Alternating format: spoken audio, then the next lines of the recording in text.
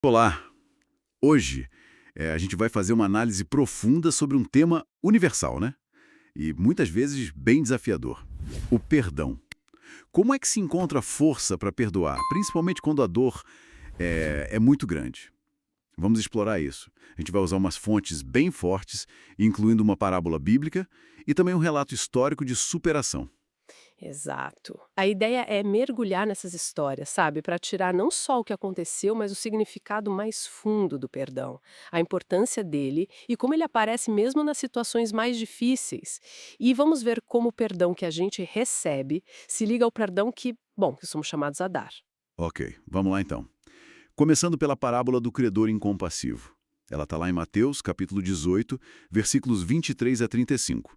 Ela aparece logo depois que Pedro pergunta para Jesus sobre quantas vezes perdoar, né? Isso mesmo. Pedro pergunta se devia perdoar até 7 vezes. E Jesus responde, até 70 vezes 7. Quer dizer, um perdão sem limite. E para explicar isso, ele conta essa parábola. E como é essa história? Conta pra gente. Bom, Jesus compara o reino dos céus com um rei que foi acertar as contas com os servos dele. Um desses servos devia, assim, 10.000 talentos, uma fortuna absurda, impossível de pagar, na verdade. Como ele não tinha como pagar, o rei mandou que ele, a família, tudo que ele tinha fosse vendido. Nossa, que situação desesperadora. E o que o servo fez? Ele se prostrou, sabe, suplicou por paciência, prometeu que ia pagar tudo, e o rei movido por uma compaixão muito grande, perdoou a dívida, toda a dívida, e libertou ele. Um ato de misericórdia imenso. É aqui que a história fica, nossa, muito interessante. Dá uma virada, né? Exatamente. Assim que ele saiu dali, esse mesmo servo que foi perdoado encontrou um colega. Esse colega devia a ele 100 denários, uma quantia, assim, minúscula, irrisória perto da dívida dele que foi perdoada. E ele agarrou o colega exigindo o pagamento na hora. Mesmo depois de ter recebido um perdão tão gigantesco? Que coisa. Pois é. E o colega também pediu paciência, sabe? Usou palavras bem parecidas com as que o primeiro servo usou para o rei. Mas ele não quis saber. Recusou e mandou prender o coitado do devedor. E qual foi a consequência dessa falta de compaixão toda? Outros servos viram aquilo e, bom, contaram para o rei. O rei ficou indignado. Chamou o servo de volta e disse para ele: servo malvado, eu te perdoei toda aquela dívida porque você me pediu. Você não devia também ter compaixão do seu companheiro, como eu tive de você? Aí ele entregou o servo aos torturadores até que ele pagasse tudo. Então, o que essa parábola toda quer dizer pra gente? Jesus termina dizendo que o Pai Celestial vai agir do mesmo jeito se a gente não perdoar os nossos irmãos, assim, de coração.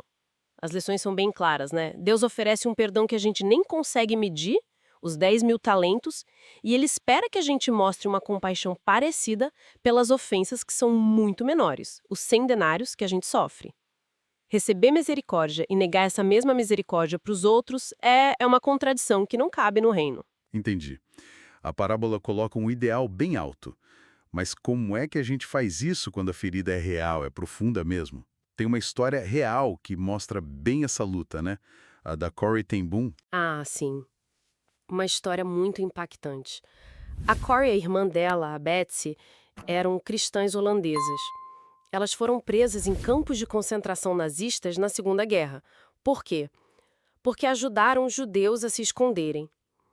A Betsy, infelizmente, morreu no campo de Ravensbrück por causa dos maus tratos, mas a Corrie sobreviveu. E depois da guerra, ela se tornou uma voz importante, falando sobre cura, sobre perdão. Mas essa fé dela foi testada de um jeito drástico. Foi mesmo. Depois de uma palestra sobre perdão lá na Alemanha, um homem veio falar com ela. Ele se apresentou como um antigo guarda de Ravensbrück e era um dos mais cruéis, segundo ela lembra. Ele disse que tinha se tornado cristão, que estava arrependido, e pediu o perdão dela, e estendeu a mão para ela. Nossa, que confronto. Imagina o que passou na cabeça dela. Qual foi a reação? A Corrie descreveu uma batalha interna, sabe? Ela sentiu ódio, pensamento de vingança passando pela cabeça, fisicamente. Ela disse que não conseguia levantar a mão para pegar na mão dele. Ela percebeu que, por ela mesma, Ela não conseguiria perdoar aquele homem. Que momento de paralisia. O que ela fez então? Ela fez uma oração, ali em silêncio. Senhor Jesus, me perdoa e me ajuda a perdoar ele. Eu não consigo perdoá-lo.